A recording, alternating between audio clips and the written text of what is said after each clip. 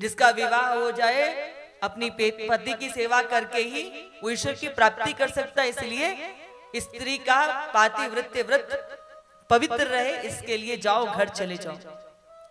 तो गोपियां कहती हैं कि ऐसे वर को का वरे जो जन्मे मर जाए, हाँ वर वरिये घनश्याम को चुड़लो अमर है जाए।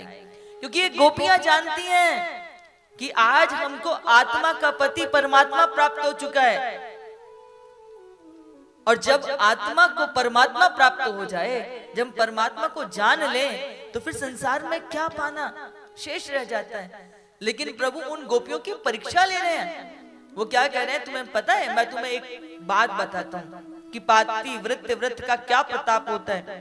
बोले एक स्त्री थी, अपने पति की बहुत सेवा करती थी, दिन रात सेवा करने में उसका समय व्यतीत हो जाता था। तो एक दिन उसका पति ने कहा कि मुझे बाहर कार्य से जाना पड़ेगा और मुझे आने में समय लगेगा। तो उसका पति धन कमाने के लिए चला गया। 6-8 महीने बीते, वो लौट करके आया। तो जब वो लौट करके आया तो वो थका हारा था। पत्नी ने देखा पति आ गया तो बड़ी खुश हुई। अब उसके घर में चूल्हा था, तो पति आया, उसने पानी उसको जल दिया पीने के लिए, बैठ गई, हाल छेम पूछने लगी। वो थका हुआ था, बात करते करते वो उसकी गोदी में ही सर रख करके सो गया। थका हुआ था तो आंख में शीघ्र लग गई। तभी उसने क्या देखा कि उसका 8-9 महीने का बेटा जो था वो आंगन में घुटमन घुटमन खेल रहा था। अब इसको एक पल के लिए मन में आया कि कहीं ऐसा ना हो ये चूल्हे में गिर पड़े। वो ऐसा विचार कर ही रही थी कि अचानक से वो खेलते हुए उसने ऐसी पलटी मारी कि वो चूल्हे में गिर गया। अब जैसे वो गिरा तैसे ही इसको लगा कि मैं भाग जाऊं उसको बचाने के लिए। तो पति गोदी में सोया हुआ था। इसको लगा मैं यदि इसको अतृप्त निद्रा में छोड़ के भागूंगी तो मेरा पातिव्रत्य व्रत खंडित हो जाएगा। लेकिन माँ का हृदय कहाँ लेके जाए? तो मुख से आवाज नहीं निकली, पर आंखों से आंसू बहने लगे। वो जो आंसू थे जब पति के मुख पर गिरे तो वो अचकचा करके उठा कि गीला गीला क्या। वो जैसे उठा ये दौड़ करके गई उस चूल्हे में से अपने बच्चे को बचाने के लिए। तो क्या देखती है कि वो चूल्हे की दाहकता भी चंदन की शीतलता में परिवर्तित हो गई, क्योंकि इसने अपने पति का जो पातिव्रत्य सेवा की थी, जो व्रत था, उसका यह प्रभाव था। इसीलिए तुम्हें कुछ पाने के लिए भटकने की जरूरत नहीं है। जाओ घर में जाकर के अपने पति की, माता पिता की सेवा करो, अपने बच्चों को संभालो। अब वो जो गोपियां हैं वो कहती हैं कि प्रभु आप बिल्कुल कहते हो, ये श्रेष्ठ है कि पातिव्रत्य जीवन में होना ही चाहिए, लेकिन जिसे साक्षात ईश्वर मिल गए हो। बोले आपके सानिध्य का प्रताप हम लोगों पर भी है। जैसा हम संग करते हैं वैसा ही हमारा मन होने लग जाता है ना। आप देखो, आप दुष्टों का संग करिए, कभी ना कभी आपके मन में वैसे विचार आने लगेंगे।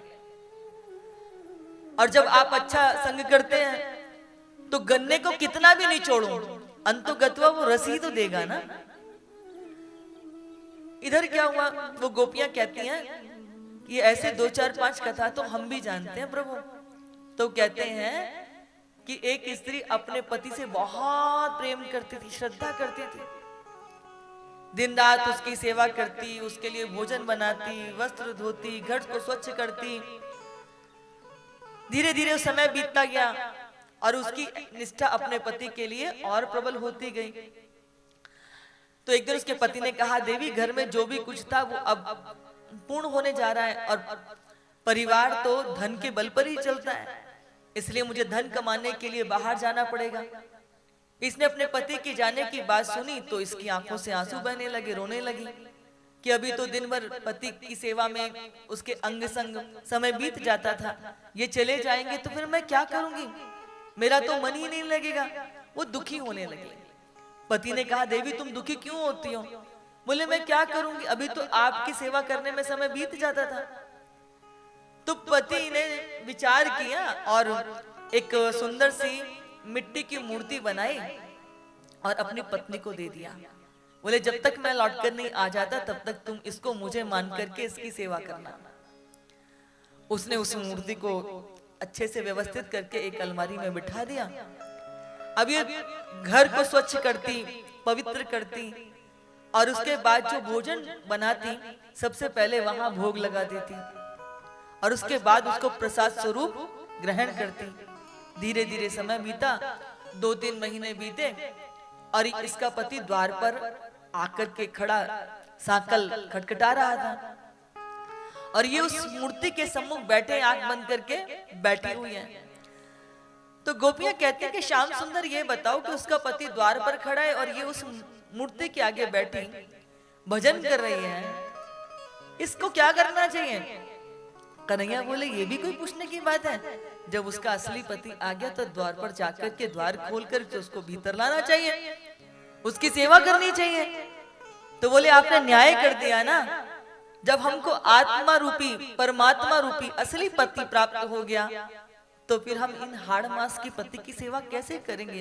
ये तो मिट्टी है, ये तो काया है, एक ना एक दिन तो मिट्टी जानी है। तो प्रभु समझ गए कि गोपियां मेरे असली स्वभाव को मुझे समझ चुकी हैं, इनके मन में चित्त में अहंकार नहीं है। और जब इन गोपियों ने मुझे पा लिया है तो भगवान ने उन गोपियों के साथ में रास क्रीड़ा में प्रवेश किया है।